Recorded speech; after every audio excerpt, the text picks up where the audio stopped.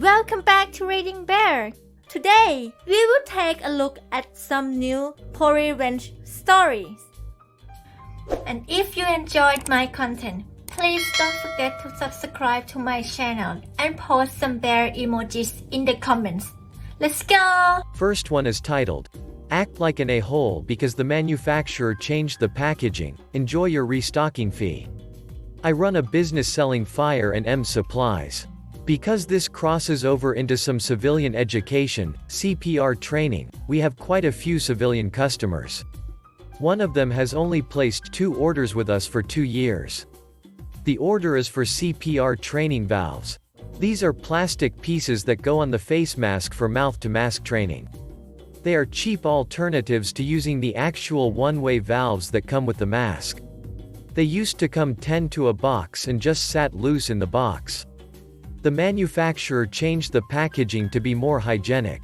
They come in a sealed Ziploc-style bag and are individually wrapped. This customer places a 2 order with us a full year and a half after her first. A good year into the packaging changeover, she orders 1,600 of these valves. We don't keep that many in stock, so we have them drop shipped from the manufacturer. 2 weeks after they are delivered, we get a phone call from the buyer. We sent her a completely different item and this is not what she wanted. She wanted a full refund and for us to pay for return shipping. I ask her what is wrong with the product. She states they come in bags and she wants them in a box. I explain they don't come in a box anymore. This woman doubles down and insists I am cheating her. I ask why she insists on having them in a box. She says this way she can just put them on the table and have people pick one out as they grab the other training material. Talk about unhygienic. I explained to her that she can just take them out of the bags and put them in a shoebox or any box and still accomplish the same thing. Nope, she wants them in a box. If I can't send them in a box, then she wants her money back. I again explain that no manufacturer offers them in a box anymore, they all went to the more hygienic packaging. This woman is being a complete witch, so I do something I never do. In writing we state our return policy as they pay a 20% restocking fee for all returns. Again, I have in 15 years, at the time, never enforced this policy. I have also never encountered such a raging witch. Since the item is not defective, I told her I would not refund shipping either, and she could pay for return shipping. This crazy woman said fine, they were useless anyway. This crazy woman lost $350 in shipping, had to pay another $350 to ship it to me, and had over a $400 restocking fee. In the end it cost her almost $1,200 and she had nothing to show for it. Some petty revenge. I then just sold off the inventory now with a little extra inventory on each. Next one is titled, The Story of Tiny Dick McGee and How He will lose his license, his vehicle, and his business. Now I'm a nice guy, very nice guy. I tell people my phone is always on, and I usually get at least 1 or 2 calls a week for emergencies. One of my friends proceeded to call me at around midnight for a ride from the bar. Her friends left without her and she was stranded. While I'm waiting for her in the parking lot, I am introduced to Micro Dick McGee in an unpleasant way. I see this guy walk out of the bar, wearing a sailor hat, and go into his jacked up truck, raised cab, big ass tires, suspension, and so forth. I name his Micro Dick McGee due to the fake stereotype of big truck means overcompensation and because he's a complete ass. He gets into his truck and proceeds to back up into my parked vehicle, on the driver's side, and then he starts to drive away. What? Did he not feel when he smoked my car? Anyways, I start to chase after him and take photos of his license plate and truck so I have his info in case he gets away. He sees the flash and pulls over 3 blocks later. I get his info in the form of a business card. Turns out he owns his own construction business. We go our own separate ways. I call him later on a few days later, and he wants me to just go to his friend's repair shop and he'll pay for it. Hell no. I'm going through my insurance. I don't want to get ducked over for these repairs. So I fill out the forms and bring my car in. They take photos, my statement, and that's it. Now we skip forward 2 months. I still haven't had the repair done. I'm going to wait until Christmas when I can afford to be out of commission for a few days. I get a call from my insurance. Turns out he's denying it ever happened now. So I have to go meet up at the insurance agency with him at the same time, with our vehicles for them to take more photos and measurements. I get a call the day of the meeting. Turns out he can't make it. Nice of him to cancel an hour before the meeting. A hole. I think he's doing this to avoid getting caught. We're scheduled for 2 weeks later, he skips this one again. Reschedule for another 2 weeks, and he misses it again. The insurance agent and I are complaining about this twat and I get some nice information. Turns out he was driving on a suspended license. I can only assume from a DUI or too many collisions and tickets. I'm going to use this against him. So I go to the bar, and view the footage at the time he hit me, and 15 minutes before he hit me. Remember the sailor hat? Yeah, that ducked him over. He's a candle in the night at the bar. Too easy to find. I get proof of him backing up into me, and a video of him having a drink. Bam. Drinking and driving. Did I mention my state has a zero tolerance policy? Next, I tell the cops to show up to the meeting place and to wait. So we go to the fourth and final meet-up, where if he didn't make it, they'd rule in my favor and fine him. He shows up, they rule in my favor, the paint is still on his car. He doesn't even look at me the entire time and drives away as quick as we're done. Bam. Pulled over as he drives out, gets a $800 fine for driving without a license. I also give them the video footage. Ew. If you didn't have a DUI before, you do now. And now, I drove past his business a few days later. Still driving his truck, and without a license. So I call the cops again and laugh on my merry way, and I'm going to call the cops every time I see his vehicle there. That's a duck of a fine he's going to get. Eventually his vehicle will be seized, and because he can't drive he's not going to be able to go to his clients. He owns a construction company. He's the only employee, so transportation is entirely dependent on him. Can't drive to clients? Can't make money? Can't pay the multiple fines I'm giving you? Your business is going to go under. Don't drink and drive. Don't deny an accident you're clearly at fault for. Next one is titled, The Rotten Salon.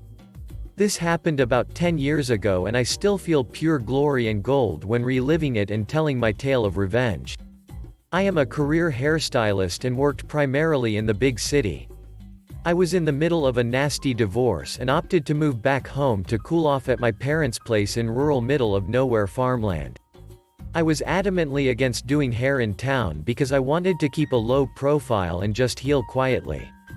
Well, long story short, an opportunity fell in my lap that looking back had red flags all over it, but I was getting restless and bored so I chose to take it. This salon owner was about ready to pop, having like her 5th kid with the 5th dude. She had no one else working in her shop. My mom's best friend went to her and was like, "Oh, I know this girl blah blah. She grew up here, she is good at hair and moved home from the city," so on and so forth. So I meet her and she asks me to run her shop and keep the doors open while she is having the baby. So I do just that. I already know the entire town. She disappeared for almost 6 months with very little communication about when she may return. I just do my thing and keep the lights and water on styling hair. So one day she shows up. Demands that every appointment in the schedule is now hers and I can pack my things and go. I don't budge. I explain gently that I'm not going anywhere. I had a signed contract stating specifics and it was legally binding. And I go about my business. It was a few months later things seemed to have a flow, although she was super intense and insanely jealous of me. What can I say? I had experience and education and lived and breathed my trade. But we did seem to coexist at least. One day I get there and my key doesn't work. She won't answer the phone. I had no access to my appointment book or my tools. She tried to have me trespassed from the property but was unsuccessful. She left town with all my belongings locked in the shop for an entire week. During this time I talked to the attorney my mom worked for who did employment law. He told me to take his leash off and he would shut her down. I told him that wasn't necessary. I just needed my tools and my appointment book, I already had another salon lined up. He did call her and freak her out though. And I had other plans of my own. What my friends and I ended up doing was planting spoiled meat all around her shop in the bushes. Collectively between us all for at least a month, there was a daily deposit of some kind of meat item in the landscaping. We hooded up like total night creepers and by the light of the moon hid steaks, ground beef, roasts, chicken thighs.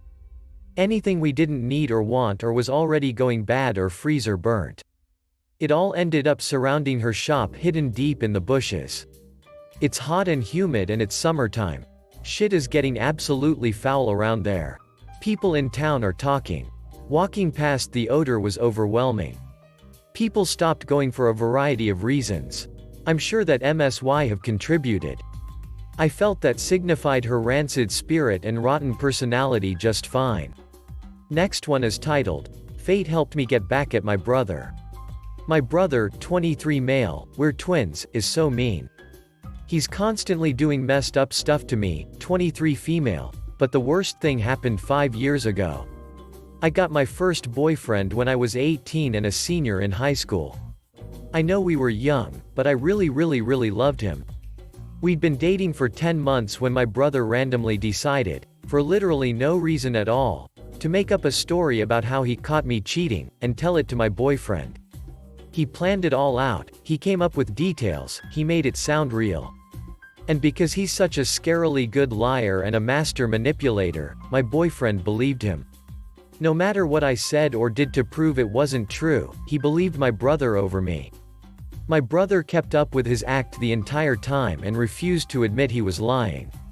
At one point I thought I'd finally gotten my boyfriend to believe me, but then he broke up with me a few months later and confessed it was because he was still convinced I'd cheated on him and he couldn't move past it.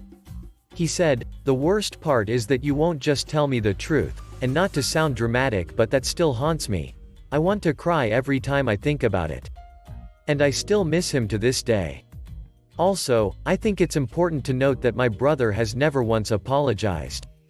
He's so insanely mean that he just thinks it's funny. I even asked him once if he'd consider hitting my ex up and telling him the truth for my peace of mind and he just laughed at me. I never got over what my brother did, and I always told myself I was gonna do the exact same thing to him one day. He's dated several girls since high school, but he'd never been serious enough about any of them for me to consider tricking them. I knew it wouldn't hurt him like he hurt me if I just tricked one of his flings or something. But he finally got his first serious girlfriend last year, and after thinking about it for a long time I decided I was gonna do it. We live in different places now, so I had to do it all online. I used a different method than he did. I contacted his girlfriend pretending to be the girl he'd been cheating with. I made up an elaborate detailed story like he did to me and even photoshopped proof and stuff. I made my story even more believable than he made his. And exactly like he did to me, I went as far as denying it even to him because I knew he might use my texts, calls to prove to his girlfriend that it isn't true. He knew I was behind it, though, solely because the girl I made up doesn't exist and there's no one else that would do this. But I kept denying it. His girlfriend wholeheartedly believed me, and my brother kept calling and texting me and begging me to give it up, even though I still wouldn't admit it was me. He was manipulating me and arguing that it's different, because I was younger when he did it to me and my relationship wasn't serious. But my relationship was serious, and like I said, I still miss my ex. My brother really messed me up. I have empathy though, he doesn't, and I was starting to feel bad for his girlfriend because she's innocent. I was kind of regretting everything and thinking that maybe I should tell his girlfriend the truth, for her sake, not his. But then, his girlfriend asked me a question which led to her admitting that she's been suspicious of him for a long time, so I pried a little bit and encouraged her to look through his phone. She told me she couldn't because she didn't know the passcode and he wouldn't give her access to it. I guessed a few passcodes I thought it could be and gave them to her under the guise of seeing it once but not being sure which one I'd seen. That was kind of dumb, but I couldn't think of anything else to say and she didn't question it. She got in because it ended up being the same one he's had since 2012 when our dad got us iPhones and made us use the same passcode. Anyway, lo and behold, it turns out my brother actually cheated on her and my setup was the reason she found out. He's been talking to and hooking up with multiple girls for pretty much the entirety of their relationship. I'm not surprised, because he's a terrible person and cheating seems right up his alley, but I'm shocked at the same time. I literally can't believe things worked out this perfectly. It feels like a dream or something. The universe loves me. I hate to revel in his girlfriend's misery, but I was feeling guilty about her being collateral damage, so I feel like this is the best possible outcome. My lie ended up being the truth. Well, not exactly, but you know what I mean. So I didn't scar his girlfriend or leave her with permanent damage for no reason. All my interference did was speed up the process of the truth coming to light. In fact, my brother may have been able to hide his cheating forever if not for me. He probably would have just manipulated his girlfriend and/or refused to give her phone access forever. She hasn't broken up with him and I'm honestly not sure if she will. I don't know how relevant that is, but it attests to how manipulative he is. He screws people over all the time but somehow always gets his way anyway. It's honestly infuriating and scary. Anyway, I'm still not going to admit to my brother that I'm behind it all, because there's no point. That would just get me in deeper trouble. I got a comment on my original post that said, "Deny till you die, baby." And that's exactly what I'm planning on doing. Life's crazy. Last one is titled, "A Second Negative Review for the Same Experience." Over 3 years ago, I made an appointment with a local car detailing business, which I think might be all owned and operated by one person. The guy went MIA about 48 hours prior to the appointment. Never called me back to confirm we were on, never showed up. Turns out he was detailing my sister's friend's cars at the exact time he was supposed to show up. I left a 1-star Yelp review and moved on with my life. All this time later, literally almost 4 years later, I get an email from Yelp that the business responded to my review. I go look, and they're going through all the reviews and commenting, so I guess they just became aware Yelp reviews exist. There were 3 reviews total: mine, another 1-star, and a 5-star. On both the 1-star reviews, which laid out very different scenarios, but did both mention lack of communication, they left comments essentially stating, "There's no way this is true because we don't operate that way, and we always call back." So I logged in as my secondary account and left a second shitty review for the service I never received all that time ago. Duck that guy. Just own your shit, bro. That is all. Just wanted to get that off my chest. Thanks for listening.